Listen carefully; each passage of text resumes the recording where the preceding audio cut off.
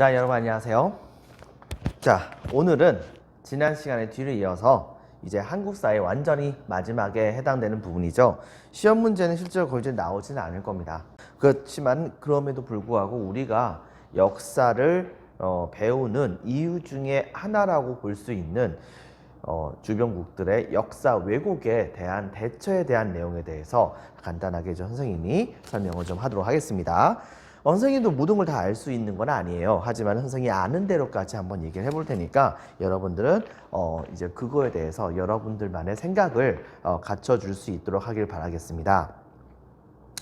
자, 먼저 여러분들 프린트는 17페이지에 해당됩니다. 자, 바로 3번 역사 갈등이 일어나다. 여기서 지금 좀 대제목을 고쳐주세요. 1번 남북 대화를 시작하다라고 되어 있죠. 이거 잘못된 겁니다. 좀 수정해 주세요. 역사 왜곡이 일어나다. 역사 왜곡이 일어나다 에서 자 3번 남북 정상회담이 이루어지다 라고 되어 있죠. 자, 이것을 좀 고쳐주세요. 바로 올바른 역사 인식을 모색하다. 올바른 역사 인식을 모색하다. 이거에 대해서 이제 살펴보도록 하겠습니다. 자, 바로 얼마 전이죠. 이른바 이제 식민지 근대화론이라고 하는 것이 계속해서 지금 현재도 제기가 되고 있고, 이제 그거에 대해서 일부 사람들이 동조하는 모습을 보여주기도 합니다. 즉, 근데 문제는 이거의 시작은 본다고 한다면 일본 쪽이라 보면 되겠어요. 일본은 이때 당시에 지금 현재도 우리나라의 역사에 대해서 되게 좀 왜곡을 하는 건 모습을 많이 보여주기도 합니다. 실제로 봤을 때는 이들은 이때 당시에 바로 식민지 근대화론이라고 하는 것을 이야기를 해줘요. 그것은 바로 뭐냐? 일제시대 때 일본인들이 바로 조선을 위해서 많은 부분에 대해서 근대화를 실제적으로 이루어줬다. 결과로 그 이루어진 그 바탕에 의거해서 바로 이 한국이 이렇게 경제 성장을 해 나간 것이 아니겠는가. 그렇기 때문에 왜 조선 사람들이 즉 지금부터 따지면 이제 한국 사람이죠. 한국 사람들이 왜 어째서 일본 사람들 그다지 이렇게 좋아하지 않는가. 이거에 대해서 불만인 경우가 되게 많다고 얘기를 합니다. 여러분들 식민지 근대화론 이게 어떤 면에서 본다고 한다면 약간 좀 맞는 부분이 있기도 해요. 왜냐하면 실제로 일제시대 때의 우리나라의 경제 성장률은 약 3% 정도 이상에 해당하는 경제 성장률을 실제로 벌였거든요. 이것은 생각보다 굉장히 많은 전 세계에서 좀 경제 성장 속도가 빠르다고 얘기할 수 있을 정도로 그 정도로 빠른 정도의 경제 성장을 이뤘던 것이 사실이긴 합니다. 그렇기 때문에 그리고 실제로는 또 한 가지 일제가 만들어줬던 철로 이 철로를 기반으로 해가지고서 우리나라가 실제적으로 경제 성장을 이뤘던 것은 사실이잖아요. 하지만요, 문제가 뭐가 있느냐? 일제시대 때에 한반도에서 살고 있던 일본인들은 해방이 되었을 때에 이렇게 얘기합니다. 자기네들이 사는 동안에 조선인들을 생각보다 그다지 많이 보지 못했다고. 근데 이제 외곽 쪽, 도시 외곽 쪽으로 나가야지만이 조선인들을 좀 볼 수 있었다라고 했었습니다. 무슨 말이냐? 이때 당시에 일본인들은 바로 일본인이 사는 공간을 따로 두고 그 다음에 조선인들이 살고 있는 공간을 따로 뒀던 겁니다. 그래가지고서 이 양쪽의 사람들을 분리시켜주는 모습을 보여줬던 것이죠. 그리고서는 어떻게 했느냐? 일제시대 때에 바로 이 일본인들이 주로 많이 모여 사는 곳에다가 많은 근대화 시설들을 많이 만들어 놓습니다. 여러분들. 자, 그리고 또 한 가지 중에 하나는 일제시대 때에 뭐 쌀 많이 증산했다고는 하지만 실제로 전체적으로 모든 쌀의 양을 본다고 한다면 우리 조선 땅에서 생산했었던 모든 쌀들을 일본에다가 갖다 바친 건 아닙니다. 그렇기 때문에 그런 것 때문에 일본인들이 실제적으로 우리나라의 농업을 근대화시켜준 것이 아니겠는가. 그래서 실제로 쌀 생산량이 되게 많이 늘어나긴 했으니까 이라고 얘기할 수도 있겠지만 제일 중요한 것은 무엇이냐. 일본으로 일제시대 때에 우리나라의 모든 쌀들이 전부 다 건너갔다고 한다면 우리나라 사람들은 다 굶어 죽었어야겠죠. 근데 적어도 우리나라 사람들은 살아야지. 그래야지 일본인들에게 먹을 수 있는 쌀들을 줄 수 있는 거 아닙니까? 그렇다고 한다면 바로 절대적인 그 모든 양들 중에서 상당수가 조선인들을 위해서 쓰였다. 근데 이것이 어떻게 일제가 일본인들만을 위해서 쌀을 생산했었느냐 뭐 이렇게 얘기하는 그런 논리는 말도 안 되는 소리가 되는 겁니다. 실질적으로 조선인들의 경우에는 간신히 먹을 수 있을 양만큼에 해당되는 부분만 간신히 먹고 나머지는 전부 다 일본인들이 가져갔으면서 아니 뭐 그거 안 주면 조선 사람들 굶어 죽는데 어떻게 이제 쌀을 생산할 수가 있겠어요. 이런 식의 문제가 있었던 겁니다. 자, 그렇게 해가지고서 바로 여러 가지 측면에서 산업적인 측면에서도 그렇고 그 다음에 이제 농업적인 측면에서도 그렇고요. 그리고 그 외에도 다른 부분에서도 다른 모든 부분에서도 이때 당시에 이 식민지 근대화론이라고 하는 것이 맞았다고 얘기할 수 있는 것은 보기가 좀 힘듭니다. 정확히 얘기한다면 외형은 근대화된 것은 맞겠죠. 하지만 이 근대화했던 것의 모든 이익들을 전부 다 일본인들이 독점했는데 그것이 어떻게 바로 조선인을 위한 것이냐고 얘기할 수 있겠냔 말입니다. 또 한 가지 웃긴 것은 뭐냐면 일본인들은 당시에 제국주의의 침략을 미화합니다. 즉 여러분들 알다시피 이른바 일제가 태평양 전쟁을 일으키면서 주장했었던 그런 구호 중에 하나는 대동아 공영권이라고 하는 것을 제창했다는 겁니다. 즉 서양 세력이 바로 동양 지역에 침략하는 것에 반대해가지고서 바로 일제는 그들에게 맞서서 동양에 있는 모든 민족들과 같이 손잡고서 하나의 거대한 일본이 우두머리가 되는 그런 형태의 거대한 공동 권역을 만들자라고 하는 명목으로 당시에 전쟁을 일으켰다고 주장을 하죠. 그리고 그 대의를 많은 사람들에게 많이 쇠뇌시켰던 것입니다. 그 일제시대 때에. 그렇게 하고서는 지금도 그들은 그렇게 생각하는 겁니다. 자기네들은 바로 이 일제시대 때에 일으켰었던 그런 전쟁들이 서양의 그런 공격으로부터 동아시아 지역에 있는 그런 민중들을 지켜주기 위함이었다. 뭐 이런 식의 주장을 하는 겁니다. 이게 말이 되는 소리예요? 아니, 지켜주는 것은 바로 자기네들이 먹는 것이 지켜주는 겁니까? 여러분들? 정말 이건 말이 안 되는 소리죠. 근데 그런 인식이 계속해서 남아있다는 문제가 지금도 있다는 것을 여러분들이 기억을 해주기 바랍니다. 그래서 식민지 근대화론과 그 다음에 제국주의의 침략을 미화했었다라고 한 측면이 문제가 되었다는 것을 같이 기억을 해주기 바랍니다. 자, 그래서 1번에 먼저 보면은 일본의 역사 왜곡에선 일부 교과서 일본입니다. 일본의 일부 교과서에서는 한국에 빈칸적혔습니다. 근대화. 한국의 근대화는 일본의 식민지 지배 이거 덕분이라고 얘기를 하고 아시아 평화를 위해서 일본이 태평양 전쟁을 일으킨 것이다. 뭐 이런 식의 서술을 한다는 이런 헛소리가 지금까지도 있다는 것은 정말 참 안타까운 것이라 볼 수 있겠죠. 자, 근데 두 번째는 또 한 가지 뭐냐? 바로 중국의 역사 왜곡의 문제입니다. 이 중국의 역사 왜곡의 문제는 다음과 같습니다. 첫 번째, 동북공정이라고 하는 것이 있어요. 즉, 이때 당시에 이 중국의 경우에는 동북공정이나 뭐 서북공정과 같은 여러 가지 각 지역의 역사 분야에 대해서 여러 가지 이제 그 연구를 하고 그 지역에 대해서 이 지역의 그런 정체성들을 전부 다 중국적으로 흡수하려고 하는 그런 모습을 보여주기 위해서 열심히 이제 연구했었던 그런 일종의 프로젝트라 볼 수 있는데요. 문제는 뭐냐면 이때 당시 여러분도 알다시피 지금 현재 중국은 다민족 국가잖아요. 솔직히 말해서. 물론 다민족 국가긴 한데 그 중에서 한족이라고 하는 그런 민족이 거의 대부분을 차지하기 때문에 그것 때문에 바로 한족 중심으로 돌아가는 국가긴 하지만요. 근데 중국은 바로 그 다음과 같은 얘기를 합니다. 즉 지금 현재 중국이 차지한 모든 영역에 있었던 모든 민족들의 역사는 전부 다 중국의 역사다.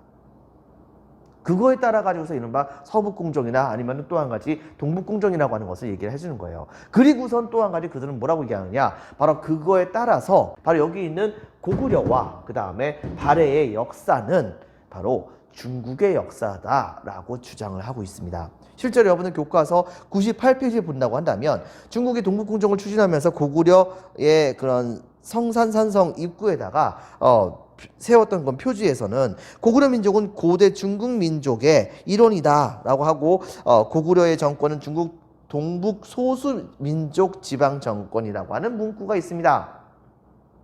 이거 어느 정도 인정해야 될까요? 여러분들, 우리 민족의 일부가 중국에 살고 있다고 한다면 그들은 중국 민족 되는 겁니까? 아니잖아요. 그런데 이들은 말도 안 되는 억지를 주장하는 겁니다. 즉 자기가 점령한 그런 영토에 살고 있는 모든 민족들은 중국 민족이다. 뭐 이런 식으로 얘기를 하고 있는 거죠. 그런 의식들을 계속해서 지금 키워나가고 있고 왜곡된 그런 형태의 중국의 민족 의식들을 보여주는 문제가 있는 것입니다. 이것은 정말 중국은 너무 왜곡된 민족주의를 강화시켜 나가고 있는 것이라 볼 수 있겠죠. 하지만 실제로 봤을 때 고구려와 발해의 역사는 진짜 중국의 역사라 볼 수 있겠습니까? 여러분들, 고구려와 발해의 역사, 솔직히 말해서 고구려가 멸망한 다음에 굉장히 많은 사람들이 중국 민족으로 끌려갔던 것은 사실입니다. 그리고 그들의 상당수가 바로 중국 전역으로 흩어졌던 것은 사실이기도 해요. 그리고 결과적으로 그들의 상당수는 이때 당시에 중국의 민족으로 흡수가 됐습니다. 그리고 그들 중에서 또 상당수가 바로 살아남았다가 나중에 이제 중국 만주 지역을 다시 한번 차지해 가지고서 발해한 나라를 세우고 그 다음에 이 발해한 나라를 세운 다음에 그 다음에 그 발해를 200년간 통치를 하죠. 하지만 이 발해가 멸망한 다음에도 상당수가 중국 민족으로 이제 흡수가 됩니다. 근데요, 그들이 지금 무슨 민족이라고 남아있는 것이 있습니까? 여러분들? 근데 이게 문제는 뭐냐면 바로 고구려에서 살고 있던 사람들의 상당수는 전부 다가 계속해서 그 땅에 살아남았던 경우가 되게 많았고, 그리고 실제로 통일신라 시대 때 신라는 당나라와 싸우는 과정 중에서 고구려 유민들과 같이 연합을 해가지고 싸움을 벌입니다. 그리고 당나라와 끝까지 싸우다가 안 됐겠다고 생각했었던 굉장히 많은 고구려의 민족 사람들을 상당수는 신라로 실제로 망명을 합니다. 우리가 눈으로 확인할 수 없는 노릇이죠. 숫자 하나하나를 어떻게 다 셉니까?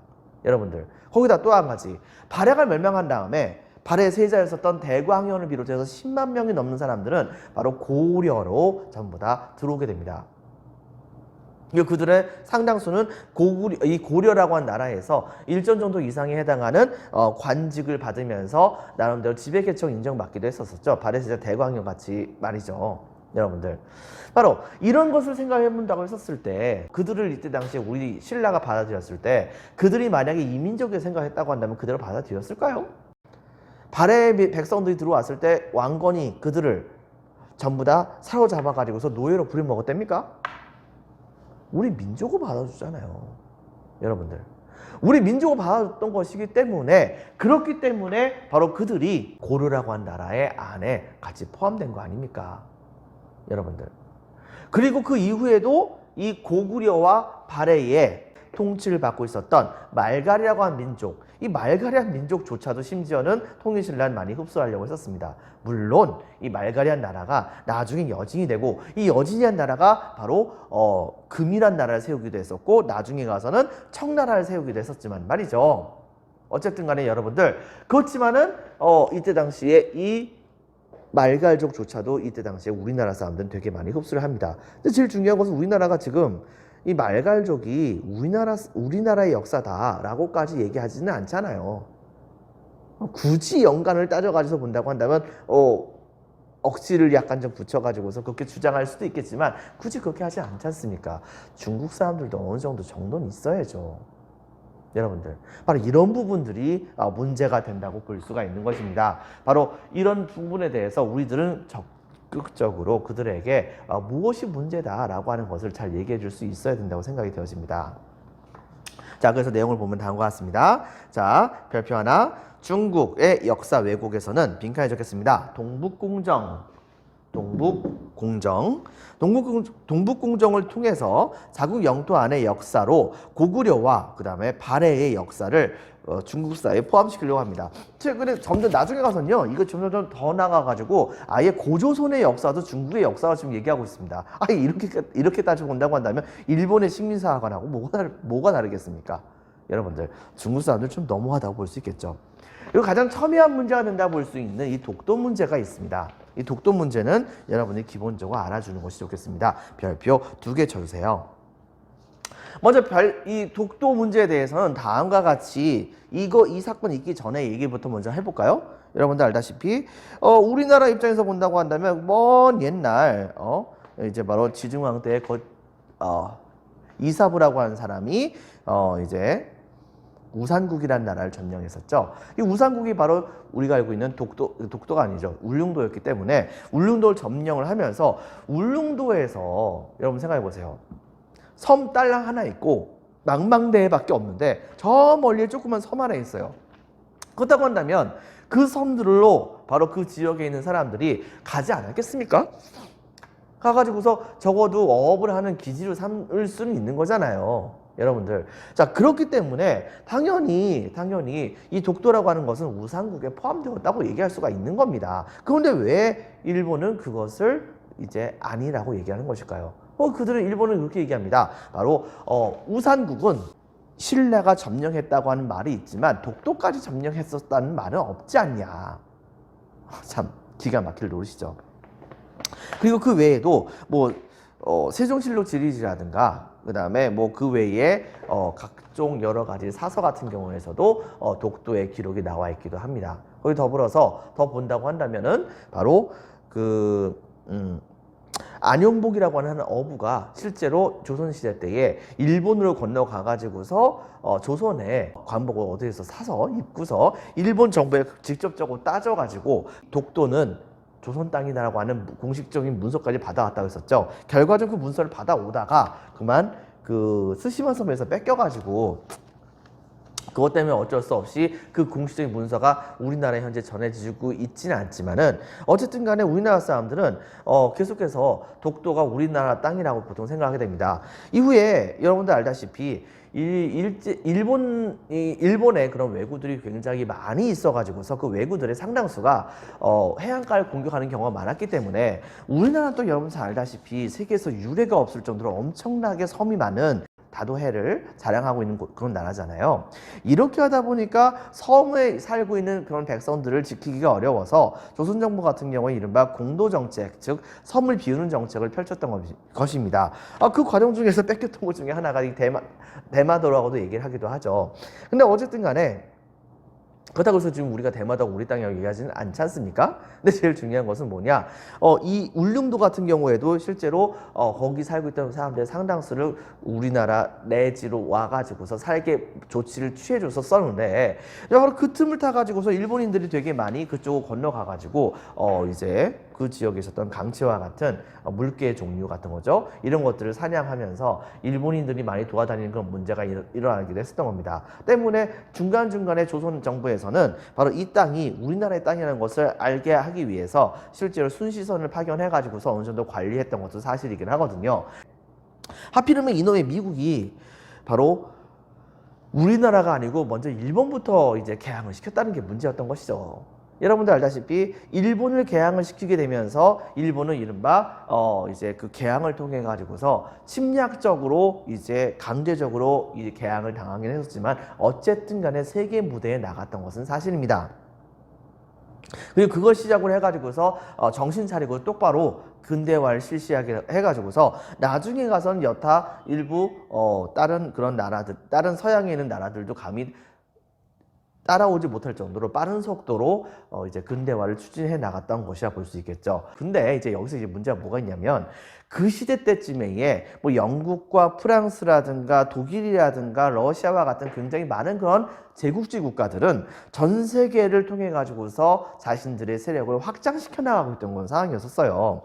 그런데 서양을 그대로 본다고 있었던 일본의 경우에도 바로 국가가 발전해 나가기 위해선 저렇게 이제 영역을 확장해 나가는 제국주의 국가들을 본따 가지고서 자기네들도 영토를 확장해 나가야겠다는 그런 생각을 하게 되었고 그 첫 번째 타겟으로 삼았던 것이 바로 타이완이었었고 그 다음 타겟으로 삼았던 것이 바로 우리 한반도였잖아요. 여러분들.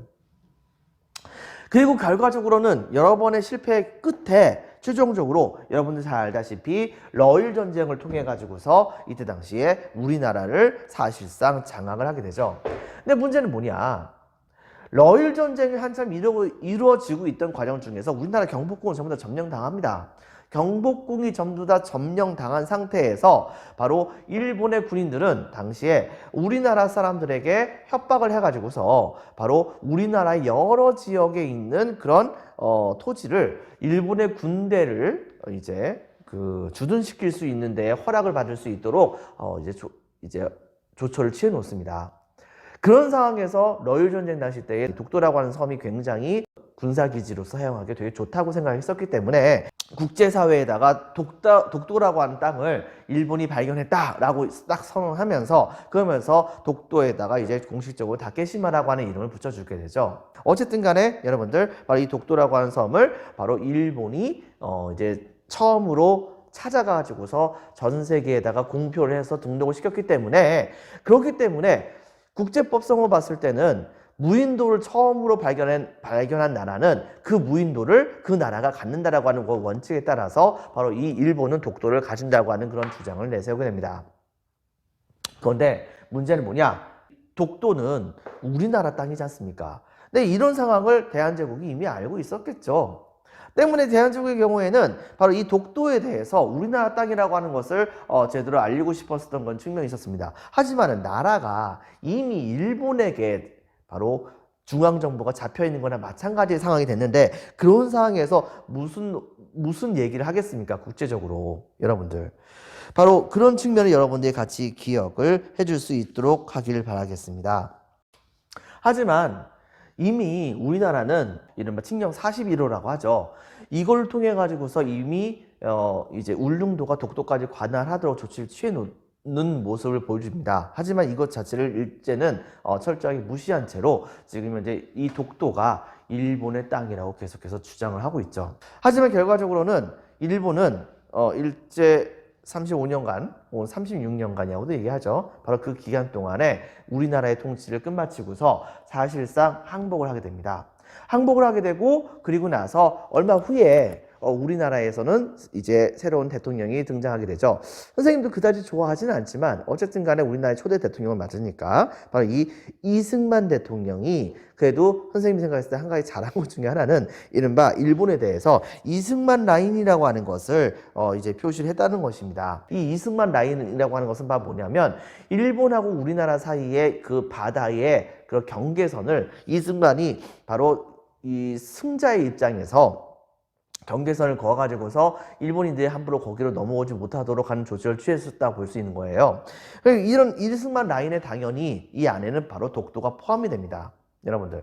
바로 그렇기 때문에 바로 이런 것을 주장을 해가지고서 일본에게 계속해서 독도는 우리 땅이라고 얘기를 하고 있지만 일본인들은 지금도 계속해서 독도가 자기네 땅이라고 주장을 하게 됩니다. 다케시마의 날 이제 시마네현이죠. 일본의 시마네현이 주도해가지고서 다케시마의 날이라고 하는 것을 이제 선포를 하기도 했었고 나중에 이제 교과서까지 예전에는 그러지 않았었는데 교과서까지도 이제 바꿔가지고서 독도는 일본 땅이라고 하는 서술까지 쓰게 합니다. 그리고 이 모든 교사들이 학생들에게 독도는 원래 그 일본의 땅인데 한국이 바로 불법적으로 거기를 점령했다라고 하는 그런 식으로 학습을 하게 하도록 이제 이야기를 하도록 만들었다는 그런 문제가 있기도 하죠.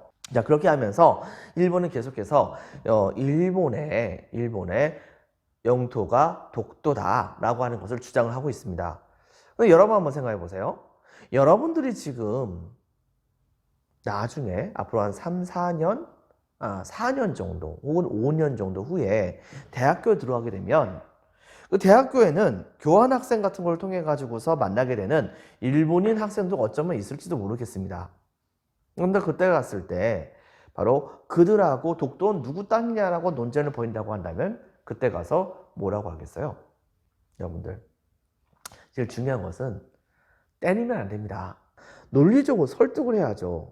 여러분들, 설득을 한다고 한다면 여러분들은 과연 뭐라고 설명하겠습니까? 바로 그것 때문에 계속해서 많은 논쟁이 있게 되는 것입니다. 첫 번째는 옛날 그 이사부 얘기. 하지만 일본 쪽은 그거에 대해서는 신라가 울릉도를 장악했다고 하는 말까지는 될지 몰라도 독도를 장악했다는 말은 아니다 라고 얘기를 하고 있고, 그 다음에 그 외에도 뭐 안영복의 이야기 같은 경우에는 실제적으로 그냥 소설가 같은 얘기다, 뭐 증거가 남아있는 것이 없지 않냐 라고 해가지고서 철저하게 무시를 하고 있습니다.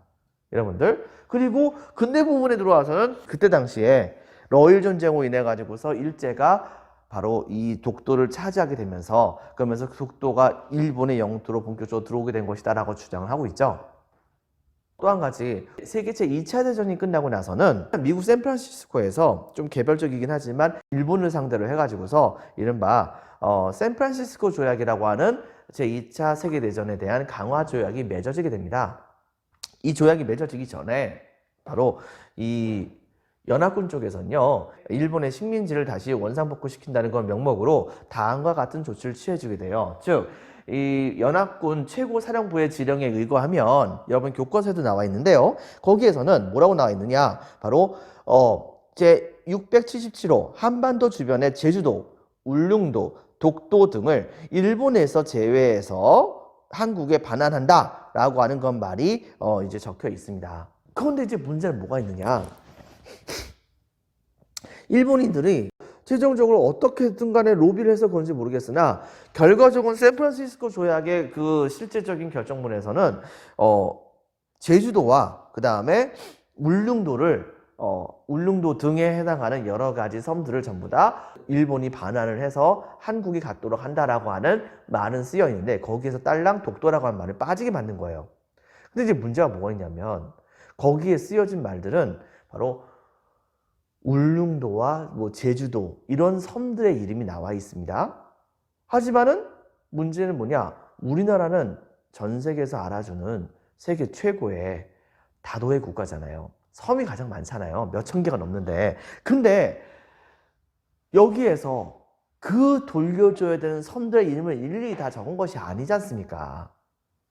보통 등이라고 얘기한다고 한다면 거기엔 당연히 독도도 포함된다고 봐야 되는 거 아니겠어요? 근데 바로 이런 부분의 허점을 어느 정도 약간이라도 이용해 먹으려고 하는 일본 사람들의 그런 생각들이 문제가 된다는 것을 여러분 같이 기억을 해주기 바랍니다.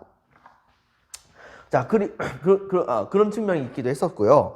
자, 그 다음에 또 한 가지는 이제 이승만 라인에 대해서는 일본 쪽에서도 그다지 뭐 인정을 하지 않는 그런 측면이 있기도 한데 이후에는 나중에 가서 이제 어떤 일이 벌어졌냐면 한참 일본하고 우리나라하고 이제 독도가 누구 것이냐라고 가지고서 엄청난 논쟁을 벌이다가 나중에 가서 이제 뭘 찾게 됐냐면 일본의 그런 옛날에 만들었던 지도 같은 거 있죠. 옛날에 만들었던 지도 같은 경우에는 바로 독도가 한반도의 것이다 라고 하는 것을 증명하는 그런 지도들을 되게 많이 찾아놓는 그런 모습을 보여주기도 합니다. 이걸 가지고서 일본에게 봐라, 니네들이 지금 현재 그때 당시에 바로 독도는 한국 땅이라고 니네들이 실질적으로 표시를 그렇게 해놨음에도 불구하고 어떻게 바로 지금 와가지고서 앞면 싹 바꾸고선 독도는 일본 땅이라는 등의 헛소리를 하고 있느냐 이렇게 얘기를 보통 해요.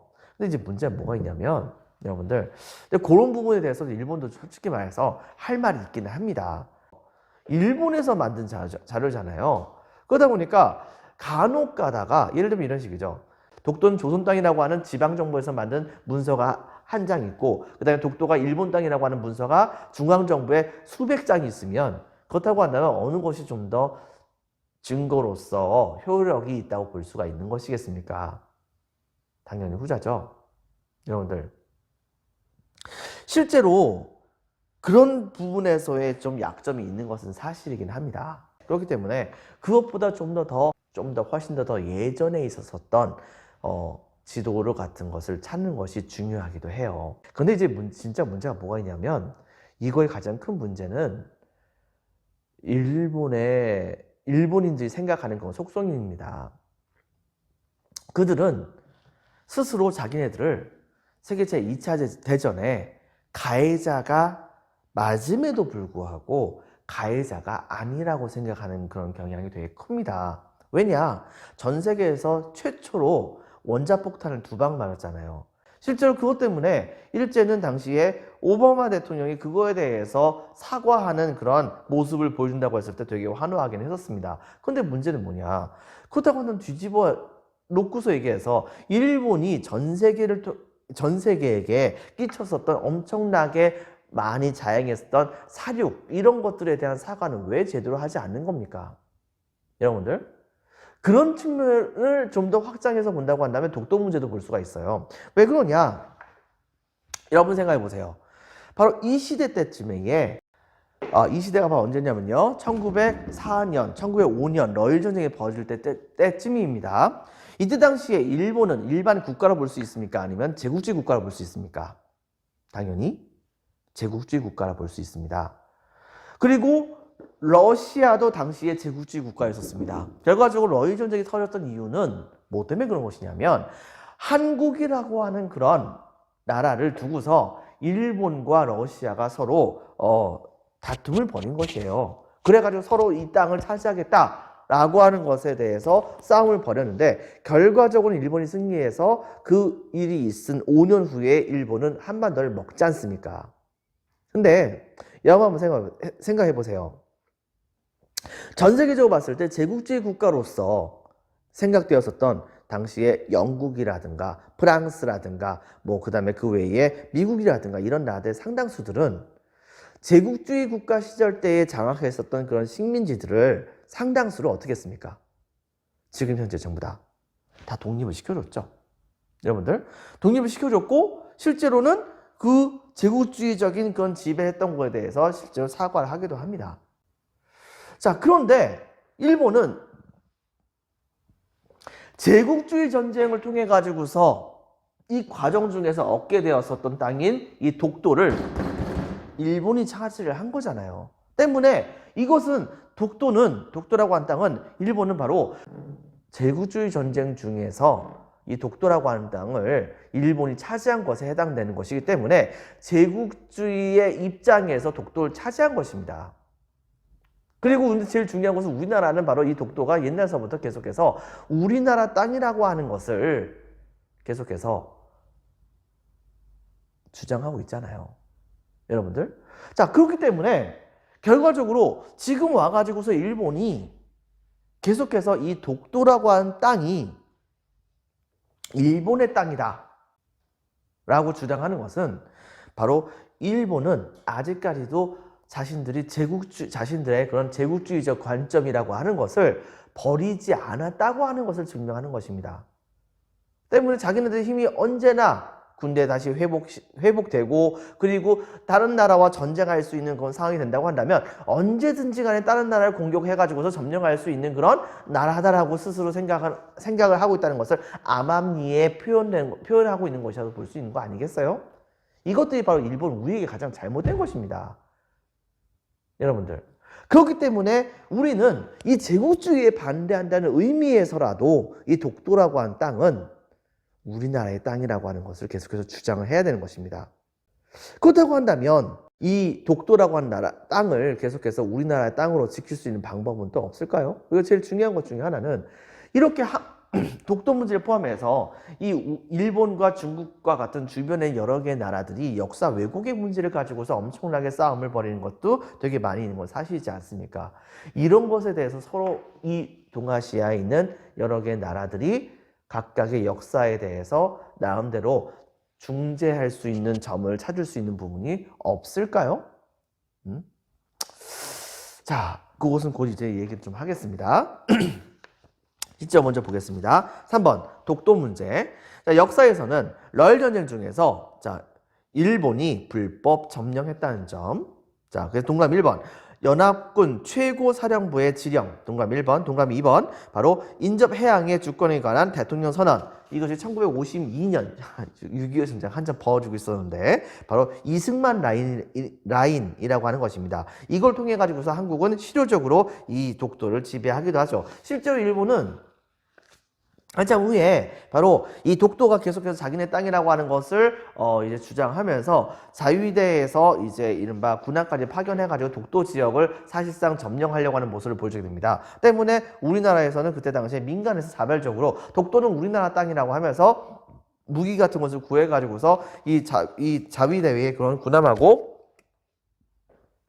실질적인 전투까지 벌이면서 지키고 있었던 독도 수비대가 있기도 했었어요. 근데 지금 문제는 뭐냐면 지금 현재 일본은 그렇게 얘기를 계속해서 하고 있지만 우리나라의 경우에는 바로 이 독도에다가 일부러 군대를 진출시키지 않고 있습니다. 거기에 독도에 있는 사람들은 전부 다가 기본적으로 이제 경찰들에 해당되는 건 사람들이에요. 군대가 만약에 이제 진출을 했다고 한다면 이것은 일본이 이제 군대를 보내가지고서 이것을 이제 국제 분쟁화 시키려고 하는 그런 부분도 있는 것이기 때문에 거기 때문에 우리나라의 경우에 바로 이 지역에다가 군대를 보낸 것이 아니고 아예 경찰을 파견해가지고서 거기를 통치하는 모습을 보여줌으로써 이것 자체는 원래 당연하게 우리나라 땅이라고 하는 것을 보여주는 것이라 볼 수 있는 것이겠습니다.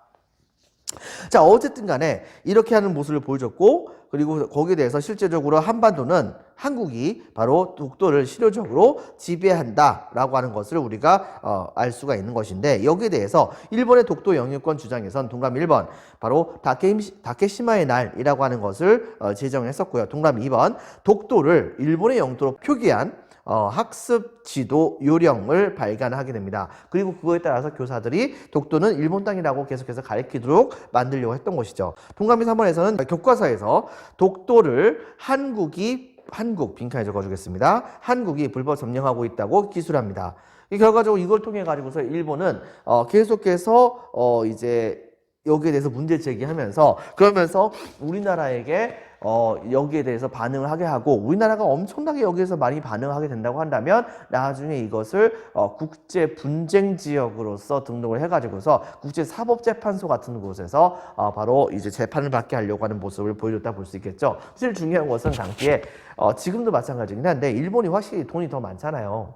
그러다 보니까는 또 한 가지 사법재판소 쪽에서도 일본인이 많이 진출한 경우가 많단 말입니다. 이러다 보니까 상대적으로 봤을 때 우리나라 입장에서 본다고 한다면 우리나라에게 되게 불리한 판결을 받을 수 있는 것이라 볼 수 있겠죠. 근데 제일 중요한 것은 굳이 그렇게 판결까지 받을 필요가 뭐가 있습니까? 원래 우리나라 땅인데. 그래서 우리는 철저하게 무시 전략으로 나가는 것이 맞긴 합니다. 일본이 뭐라고 떠들든 말든 어쨌든 상관없이 우리들은 바로 동감 1번 독도를 실제적으로 실효적으로 지배합니다. 동감 2번 우리나라 및 여러 나라와 일본 쪽 자료를 근거로 해서 일본 주장에 반박을 하는 모습을 보여줘요.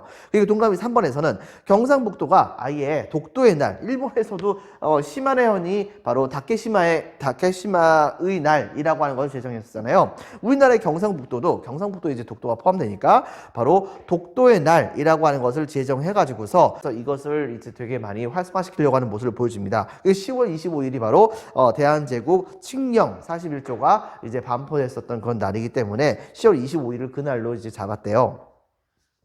하지만 말이죠. 어쨌든 간에 동아시아 지역에서는 이렇게 여러 개의 그런 그 역사 부분에 대한 그런 충돌이 되게 많이 있는 건 상황입니다. 근데 이 동아시아에 있는 나라들 사실 상대국을 제압을 하려고 하는 모습을 보여주지 않는다고 한다면 동아시아 지역에 있는 일본이란 나라와 중국이란 나라와 그 다음에 한국이란 나라는 굉장히 경제적으로 밀접한 관계가 있다고도 볼 수 있는 거 아니겠습니까? 여러분들? 바로 근데 그런 부분들을 이룰 수 없는 가장 큰 이유 중에 하나가 이 동북아시아 지역의 역사에서 역사적인 그런 오래된 그런 감정들이 바로 한국과 일본과 그 다음에 중국 이 세 개의 나라들을 굉장히 많이 좀 괴롭히는 모습이 있기 때문이라고 볼 수 있는 것입니다. 하지만요, 최근에 들어와 가지고선 서로가 화해의 그런 역사를 이룰 수 있는 절충을 할 수 있는 그런 당겨 나가려고 하는 모습을 보여주기도 합니다. 중국 쪽에서도 마찬가지고 우리나라 쪽에서도 마찬가지고 그 다음에 일본 쪽에서도 마찬가지고 나름대로 양심 있는 그런 사람들이 상대방의 주장을 어느 정도까지 받아들일 수 있느냐를 서로 철저하게 고증 검증하면서 동아시아 3국이 서로가 인정을 할 수 있는 공통된 그런 형태의 역사 인식을 만들려고 하는 노력을 실제적으로 이루려고 노력을 하고 있거든요. 그 과정 중에서 만들었었던 가장 선두를 달린다고 볼 수 있는 그런 나라 중에 하나가 바로 우리나라입니다. 왜냐하면 여러분 이제 고등학교 2학년 때에 이제 배우게 되는 과목이 있어요. 이 과목이 바로 뭐냐면 동아시아사라고 하는 과목입니다. 이 동아시아사라고 하는 과목은 바로 이 중국과 그 다음에 일본과 그 다음에 우리나라 이 동아시아 3국에 있는 그런 나라들이 서로가 서로의 입장을 이해를 하면서 이 공통된 인식으로서 여길 수 있는 그런 역사를 찾아보려고 하는 그런 노력 과정 중에서 만들어졌던 과목이라고 볼 수 있는 거거든요. 바로 그런 식의 노력들, 이런 것들이 하나하나 쌓이게 된다고 한다면 서로가 서로에 대해서 상황을 이해하고 협력을 하면서 나중에 같이 경제적으로 그다음에 문화적으로도 번영의 길로 나갈 수 있는 무언가를 찾아낼 수 있는 상황이 오지 않겠습니까? 바로 그런 날들이 하루바삐 올 수 있길 바라겠습니다. 물론 그 전에 통일부터 먼저 됐으면 좋겠고요. 자, 오늘은 여러분들 여기까지 하도록 하겠습니다. 여러분들 수고 많으셨습니다. 감사합니다.